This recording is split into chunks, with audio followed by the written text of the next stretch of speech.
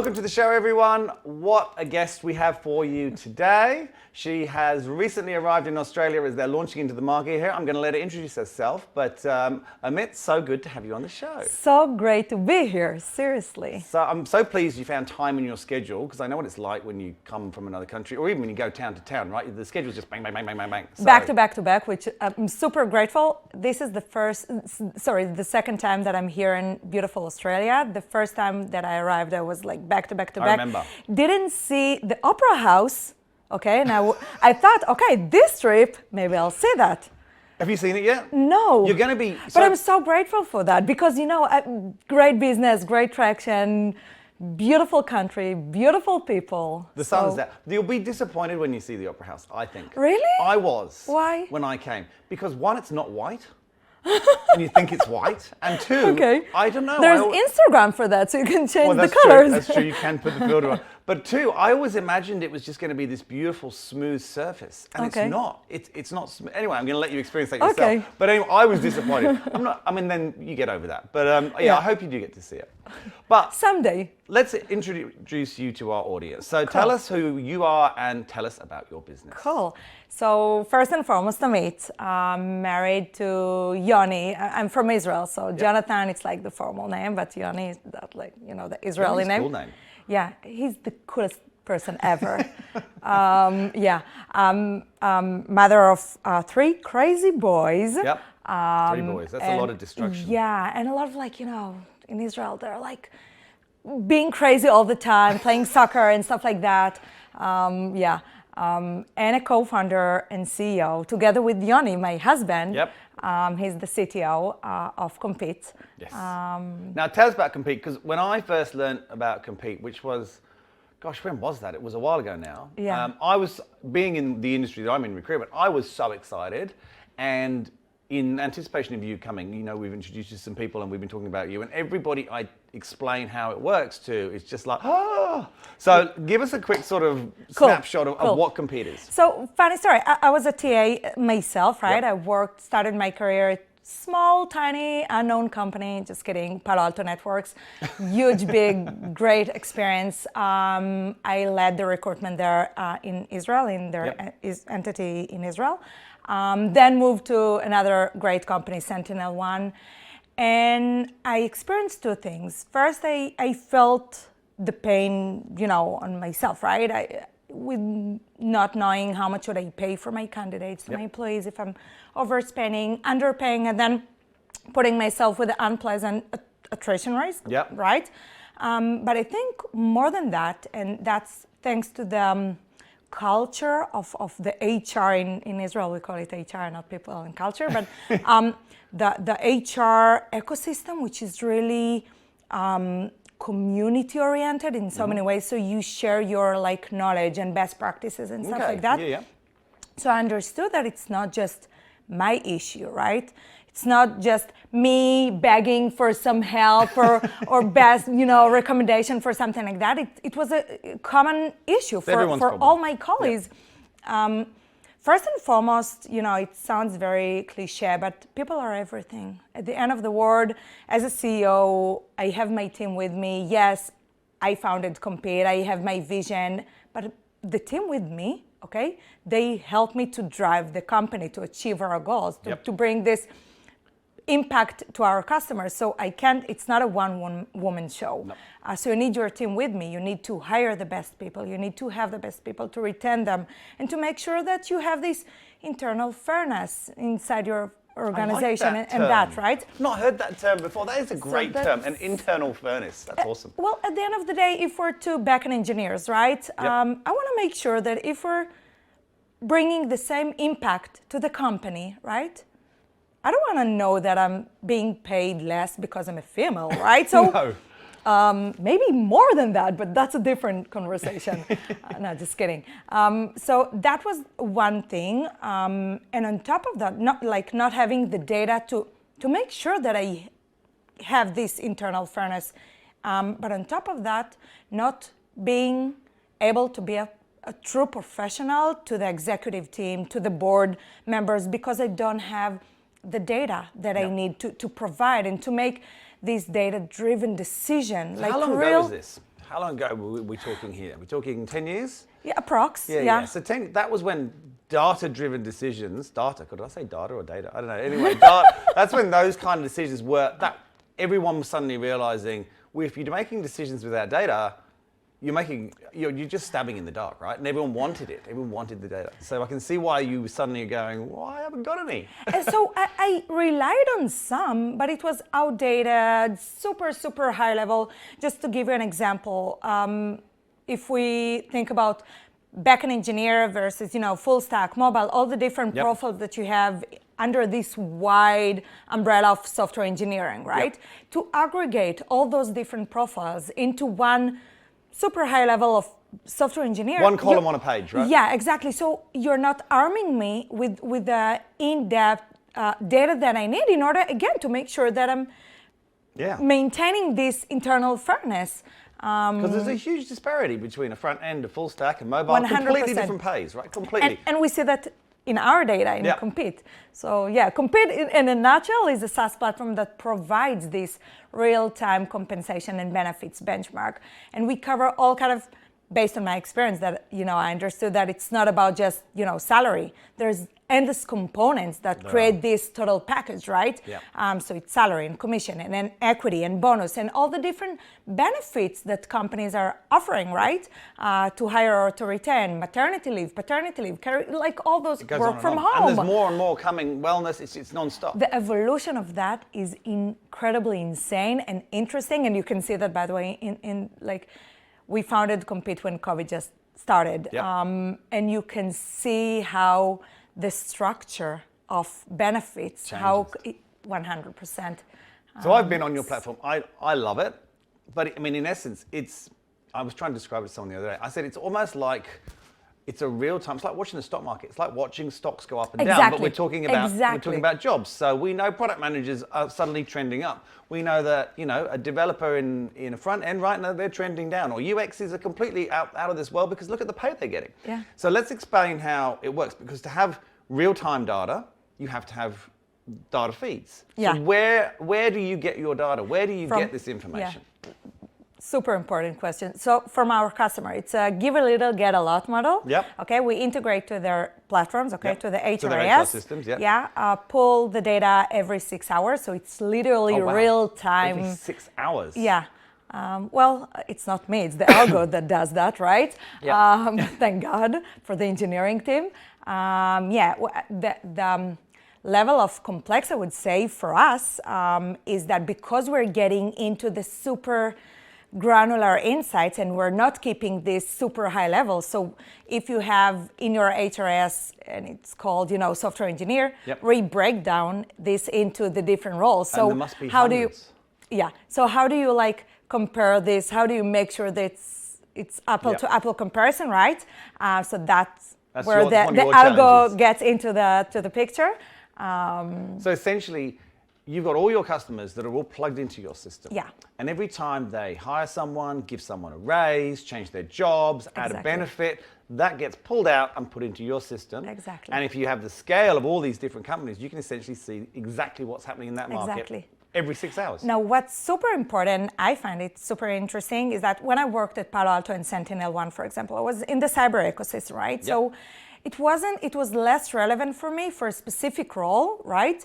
To compare myself to non-cyber companies, yes, right? Course. So in the platform, you can decide when do you want to compare yourself to the total benchmark, right? To all the tech companies in Sydney, for example, or in Australia, or whatever. And at some point, if you want to, for example, data science, right? If you want to compare yourself only to sub 50 employees, cyber seed company in Sydney, okay?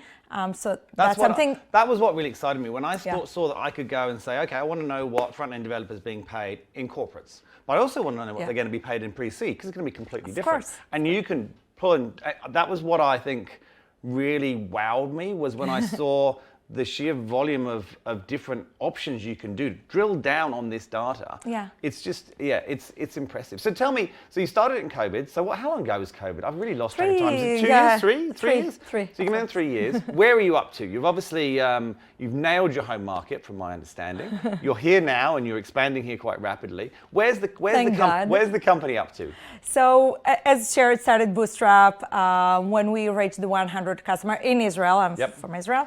So it was, home base and stuff like that. Yep. When we reached the 100 customers, we closed our seed. Then 8-9 months later, we closed our A. Yep. By then, we were already operating in Israel and in the US. Cool. And thanks to the great success, great traction, great product market fit, great idea. You can see, great idea. Great idea as well. Great execution. Great whatever. We saw Australia as an incredibly strategic market for us as a launchpad to the rest of APAC, and we see this demand. Because we pulled the data, we see where all the employees are based basically, so we know exactly what will be the next markets, right? We're but small team. We're very, very lean, 20 people. Yeah, that's pretty small. So 20 people, hundreds of paying customers. How did you go into the US? The US is such a complex place. You've got all these potentially states which are almost different countries. It's not an easy place to launch. Was that a conscious decision, or was it did naturally happen? So I think what the nature of Compete is that customers, they love the platform. So they want to replicate the success of their use in other entities. Right. When we launched in the US, we already had hundreds of customers in Israel that they have their entity in the US. So it was very easy to send them an email and I'll say, hey, want to replicate that? Want to enjoy the real-time benefits and platform in the US? So they all share the data. And do you find they're your best salespeople? Because ultimately, if you're on the platform, you want everybody else to be on the platform too, right? Because that's what you want. That's what you want. You want as many people as possible. The more, the merrier. Absolutely. So that's the reason why we do two things. First, in terms of pricing and stuff like that, we don't limit the number of users because it will backfire us, right? Yep. The more users I have, the better. External ambassadors, right? I have, which is great. And one company said to, part of the DD that we raised, she said, once you use Compete, you can't go back, which achievement unlock, right? I love that too. You should get a t-shirt with that on, for sure. So that was it. And the funny story is to understand that I had this interesting call for sales with a CTO, right? Mm-hmm. So he heard about the platform from another community. And the minute he heard me saying that their competitors are customer, right? He immediately said, okay, I'm in. He didn't want to even see the platform because he understands the value that he will get from, Massive. Understand what's going on, what's really going on in the competitive landscape.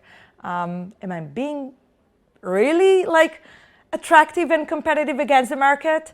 Cool. Do I really have this, balance between gender and stuff like that? Well, it's real answers. It's not, you're not putting it into ChatGPT and hoping for an answer that is going to give you, you've got real hard data. So let's talk about the data, right? So let's talk about the data. You've got so much in there. There's obviously trends. Before we get onto the trends that you've seen, why don't you talk to me, what do you think your current customers see as the most valuable, or what's the thing? I imagine that you've had a lot of feedback from your customers asking for other things. Of course. Give me some examples of some of the things that you've seen, a lot of demand for, or that you're seeing that a lot of people focus on. So I think what's super interesting, and it's not just here in Australia, you see that in Israel, in the US, it's a global trend. Yep. Thank God for that. It's regarding the gender pay gaps, right? Yep. You see a lot of new laws all over the globe, if it's to share the pay bands or stuff like that, to make sure that it's, the internal fairness that we talked about before. So exactly that, to make sure that they're really talk the talk and walk the walk, right? To make sure that they're really implementing their policies and setting their policies for that. So that's something that you can easily see in the And platform. do you see that globally? Is that course. gap like it literally is because I still don't understand where it came from, how it became so ingrained. Well, I don't understand. It's there. We all know it's there, but I don't understand. Historically, it was like that, right? So you went to work, I stayed at home with the kids, stuff like that, right? Interestingly, with the evolution of everything, when women went to work, there you can see the new trends and the evolution of the comp structure, right? So, for example, now companies are offering paternity leave, which wasn't that common before. It was rare. only maternity leave. Yep. By the way, in the US, they call it family leave, which is a very It's nice a better term. I couldn't agree more. Yeah. So that's regarding that. I think one thing that I'm an ex-HR, so I'll be optimistic as much as I can, right? This is the place where I say you can take the girl out of the HR, but you can't take the HR out of the girl. And but still there's some, and we've seen improvement along the years, clearly, but the place where we should be improved, goes without saying, is not just to have this, equal, 50-50, female and male, but how we can implement those policies and to make sure that we really set ourselves to success in all those terms, right? To have more female in the leadership, in the executive, because, for example, in the data that we see in the platform, unfortunately, there's only 30% across the levels in terms of gender ratio, but when it comes to the C-suite, it dropped significantly to 13. Okay, so if you would have That's more significant. Not talking about the pay gaps, okay, that for the 13%, for those, the pay gap increased. So that's So it's interesting you talk about the C-suite. So I've had over the years, obviously I'm a recruiter, right? So I've worked with lots of different companies. And in more and more recent times, when I've been doing C-suite roles, I have been encouraged that a woman would be a better fit, right? Because you can't say that you just want one or the other. So they'll be encouraged. They would really like to do that. They really want to even out the executive team. It's actually very hard to find anyone with experience. So I think that it's not just about the change of perceptions. We've actually just got to get more people up the ladder as well, because the candidate pool's not there either. And I'm hoping that you can see it changing now. But I think that C-suite thing will get better over time as the candidate pool improves. I do think that, and I think there's a much more focus on that. But what I still don't get is, why do we have to create policies to pay people the same? Surely a job pays what a job pays. I just don't understand why there has to be a policy. Well, in an ideal world, I'm with you 100%, don't get me wrong. In an ideal world, you were absolutely right. And we were talking about another non-issue, right? Because we're living in this ideal world. But eventually, we don't live in an ideal world. We don't. I'll tell you a funny, not sure if that's funny, by the way, but true story. So I'm a mother of 3 crazy boys, as mentioned, 10, 9, and 4.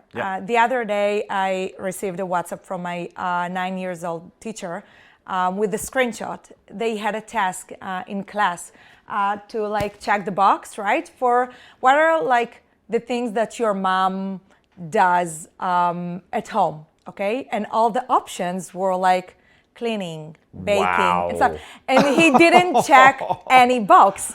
And she was WhatsApping me and say, "You're not doing nothing?" And I was like, "Yeah, I am. I'm teaching him that I can do anything." The day after, it was right after we closed their seed. The investor came to interview us because it's a cool story, female founder, entrepreneur, husband and wife and stuff like that. And they interviewed the kids and they asked, so what the company does? And they were they gave the perfect answer, which I didn't prepare them at all. That's good. I must say, which is it makes the world a better place, which is guys, That's a well great answer. done, well done. But then they asked, okay, what the role of myself, and they were she's the mother, she's the CEO. Yep. And my co-founder, my husband, who is the co-founder and CTO, okay, respect. And then they asked the kids, okay, so what's the role of your father? And they were he helps her. That's And a I was great like, oh my God, I did my part. Okay. They nailed. I hope you bought them ice cream that night. Well, they get it all the time, so don't worry about the sugar rush. But I think it's the combination of two things, right? It all starts and ends with how you educate your kids and everything. Absolutely. But at the same time, it doesn't remove or reduce the responsibility that companies have, right? The leadership, the C-suite. But it's not, we touched on this earlier, and we'll talk about it quickly now, but it's not just employment. Like, you're a female founder. Yeah. We've talked about female founders. There's a lot of things about female founders. I was tell you some stories about how female founders I know struggle to raise capital. I'll tell you a very quick story, and I won't go into any names or anything, but there was a presentation being done by some pretty, I guess, well-known people from the sort of Silicon Valley space. Okay. And one of the slides in there was talking about the percentage of female founders that get funding compared to men. And the figures were terrifying. It was a single digit with the women. And someone came along and they made them remove that slide from the presentation. No. Yeah, and that's why I can't tell you who it was. But God. They didn't want that out there. I think it was a VC presentation, and they didn't want that information out there. Oh and I'm my like, God. that's the fact that that's still happening. This is where the problem is, right? If there's people that feel that sort of slide is a threat to them in some way, that they want to remove it from a presentation. How have you found being a female founder? So luckily, I'm all about execution. So the minute I reached out to the investors was when I had hundreds of paying customers. Yep. So it was on that note, it was easier for me. Yep. And I've been asked, to be completely honest, I've been asked only once, and I've met many investors. I've been asked from one of the investors, clearly I didn't take their money, but he said, I'm a father of 4, you're a mother of 3. How will you do this? Which my co-founder and CTO / my husband is sitting right next to me, is not being asked that question, goes without saying. And I was like, just let's talk about the numbers, right? No one's ever asked you if your husband's coming, have they? That would be the ultimate. That would just be, oh gosh, you'd just leave, wouldn't you? You'd just walk straight out. Well, I think again, I'll be optimistic here. I think there is an improvement. Okay. There is. I think there is, but it's however, not enough. However, not enough. Not even enough. close. Yeah, I think that's part of the change, right? Yep. That's There's too much talk. There's too much talk about creating policies. There's too much. Everyone's creating No, policies. you need to implement that. Yeah, we need to do You need to track things. that. You need to measure that. That's the reason where data comes into the picture, right? You need to make sure that you have a real-time data-driven, you have this full visibility that you can't lie to yourself, to your investors, to whatever, right? To the media. Yep. Where you're being very transparent with your team, with yourself, first and foremost, right? Are people using that data, that gender gap data? Are you seeing a real desire for that? Yeah. That's great. Yeah. That's good. That in itself is going to, again, we've talked about this, to have that data. You'll be able to produce reports on that. So we do have, if you want, we can share it with you. Absolutely, right you should, yeah. Well, how many customers have you got now here in Australia? 100. It's been growing, 100. So it's been, a few months, right, since you last came. So that's been quick. Pre-launch. We haven't launched You've still yet. not launched yet? Yeah. Okay. Yeah. So exciting. So you already got 100. We have room for more, so the more the merrier. Are you connected to us yet? I'm sure Heyo has done that to our system. Because obviously, recruitment companies, again, they would have data as well. But I would imagine it's more important to get it from the actual companies. And we have some incredible logos that I'm super, super grateful. The other day, I just sat for a coffee with Kim, the co-founder and CEO of Mr. Yum. She's incredible. And we just talked, they're our customer, for example. And we talked about, by the way, the conversation about how it's like to be a co-founder and CEO, female entrepreneur. And it was super interesting. And it's awesome. All right, well, let's talk a little bit more about the platform. Let's talk about the platform. Okay, you've got all this insights right now. Where are you going with it? You're going to have a product roadmap. I can see that in your eyes. You've obviously got your expansion. That's fine. We have. Where are you going? Is there something that someone's screaming out for that you haven't built yet, or that you're middle about to build, or is there something you can give us a little sneak preview on that's coming? Or tell me. So, as an ex-people in culture that felt the pain on myself, right? trying to solve that for like endless weekends, right? Yes, we provide this comp and ben compensation and benefits benchmark, but it's just one component out of the total understanding. Think about this situation where you're a manager, I'm a people and culture, and you're coming to discuss with me regarding specific employee that you have, right? You want to raise or something like that. But then we'll have this conversation and brainstorming about other metrics, right? Other factors to take into account. So it's not just about comp and ben, it's about the tenure, the performance, the impact, like this level of satisfaction and engagement and all that metrics. And having this experience and knowledge about what drives company's decision, right?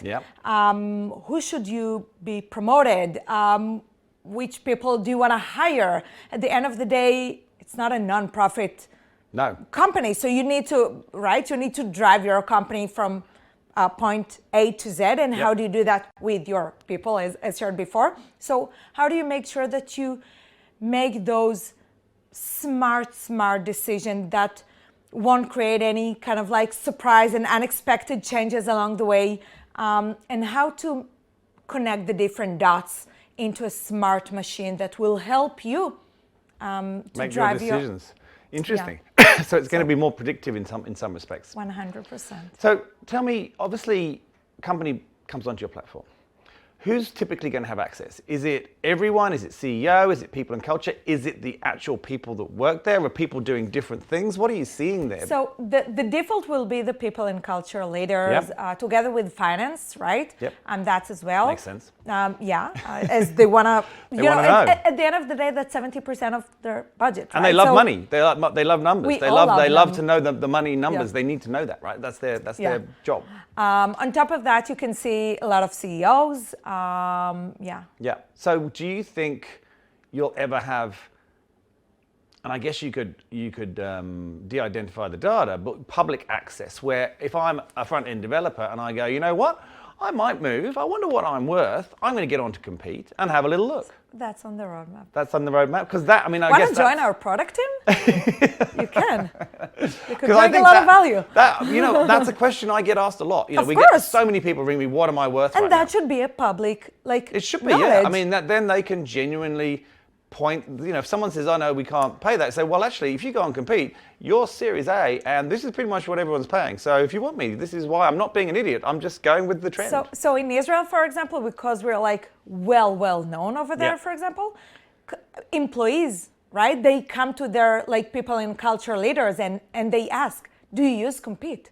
Because they want to make sure that they're being paid fairly, that their team, they're reviewing the data. So that's great. It's almost, you could almost have an accreditation, right? As a company, you could say we're Compete accredited. We are paying you what you're worth. So that's in the roadmap as well. I need to join this product team. Please. So let's talk about that. So if someone, you're going to grow over the next few years, right? And I'm sure those people who end up looking at coming to join you are probably going to find this video, be sent this video, it's out there in the public domain. In your words, because no one can ever describe it better, why would someone want to come and work at Compete? Wow. Big question. On top of the incredible CEO. On top of everything we've already talked about, on top of the incredible CEO, all those things. I think at the end of the day, and it sounds cliche, but I really believe in that. At the end of the day, and I said it before, it all starts and ends with people, right? Yep. If you want to work in a place where you can literally impact and make this huge revolution of internal fairness to make sure that people are paid equally, that they're being evaluated based on their impact and performance, respectfully, in a healthy culture, that's what we vote for, right? That's what we create for our customers. So if you can drive that, create that, either it's in the roadmap or messaging or whatever. Well, you're removing unconscious bias. That's what you're doing, right? The same way some of these recruitment systems try and remove all that. It's the same thing, right? But yours is real time, which I think is probably the biggest thing that is different to anything else I've ever seen. That's what I love about yours. It's real time data from everywhere, just coming in every 6 hours. Yeah, every 6 hours. Thank you so much for coming on the Thank show. you. I wish Seriously. you the absolute best of luck. You know I'm a massive fan of this product. I think from my perspective as a recruiter, it's going to make my life a lot easier as well to be able to refer to it. You're definitely going to have Powered by Compete everywhere before you know it. When is the Australian launch? So is it technically June? June? Okay, June. so we're in May, so only a couple of weeks away, Yeah. right? So that's super exciting. Yeah. Are you going to have an event? Events in plural. Events. Okay. Right. Well, we shall look out for those. Thank you so much for coming on. Thank you. And I can't wait to just watch how you take over the world and make it a fairer place, essentially. 100%. Thank you. Thanks for watching today. If you want to have a look at Compete, have a look in the link below and feel free to click through. And we'll see you next week.